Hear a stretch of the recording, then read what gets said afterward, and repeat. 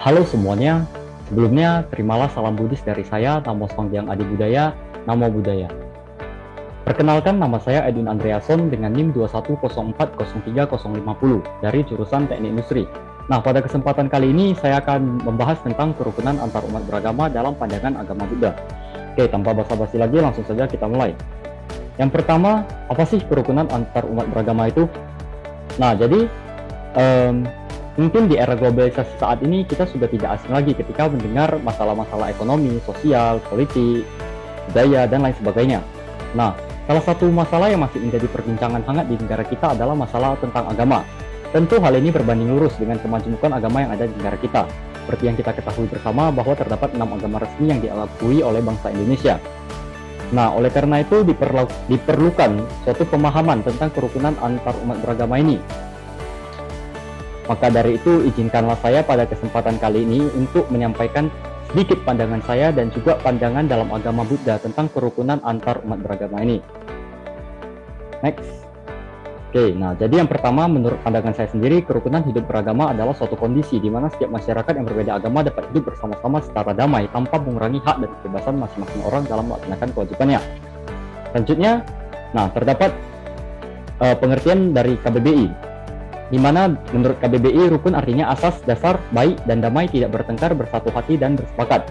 Selanjutnya ada juga pandangan menurut peraturan bersama Menteri Agama dan Menteri Dalam Negeri nomor 9 dan nomor 8 pada tahun 2006, di mana isinya menyatakan bahwa kerukunan umat beragama adalah keadaan hubungan sesama umat beragama yang dilandasi toleransi, saling pengertian, saling menghormati, menghargai kesetaraan dalam pengamalan ajaran agamanya, dan juga kerjasama dalam kehidupan bermasyarakat, berbangsa, dan bernegara dalam suatu kesatuan RI berdasarkan Pancasila dan juga Undang-Undang Dasar 1945.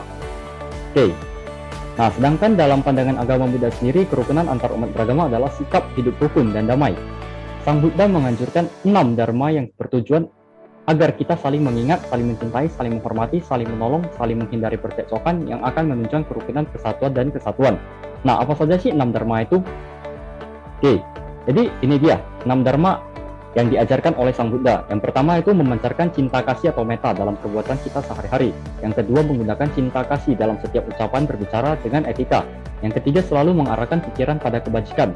Yang keempat, menerima buah karma yang baik, kebahagiaan, berusaha tidak serakah dan membagikan kebahagiaan tersebut pada orang lain dan rasa kepedulian sosial.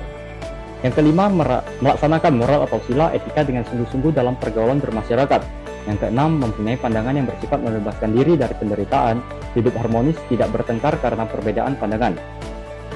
Oke, next. Nah, bagi Buddha sendiri, keyakinan bukanlah sebuah persoalan, akan tetapi yang penting adalah bagaimana seseorang melakukan kebaikan untuk mengatasi penderitaannya.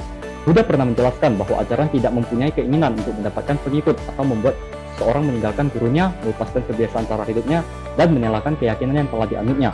Orang ke neraka bukan karena menganut agama tertentu, tapi karena kejahatan yang diperbuatnya selama di dunia. Next. Nah, selanjutnya ada cerita tentang Raja Asoka.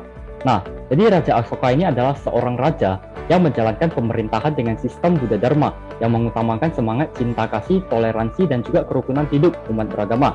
Bahkan, ia juga telah mencanangkan sebuah dekret yang isinya mengatakan bahwa kita harus menghormati setiap agama yang ada.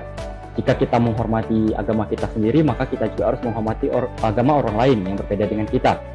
Nah, apabila kita mencemooh atau menghina agama orang lain, maka sama artinya dengan kita sudah menggali liang kubur untuk agama kita sendiri, dan kita akan mendapat balasan atas perbuatan kita tersebut. Nah, jadi dekret inilah atau konsep inilah yang harus dipahami oleh kita di abad 21 ini. Jika setiap orang tidak mempunyai pemahaman atau pemikiran tentang konsep kerukunan umat beragama ini, maka akan dapat menimbulkan perpecahan dan juga kehancuran mungkin bagi dunia ini. Oke, next. Nah, selanjutnya ada sebuah quotes dari saya sendiri yang isinya seperti ini. Janganlah menjadikan agama sebagai sebuah penghalang bagi umat manusia untuk hidup harmonis.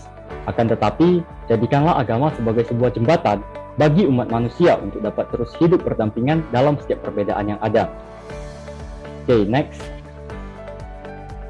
Oke, nampaknya quotes saya barusan menjadi penutup pada kesempatan kita pada kali ini.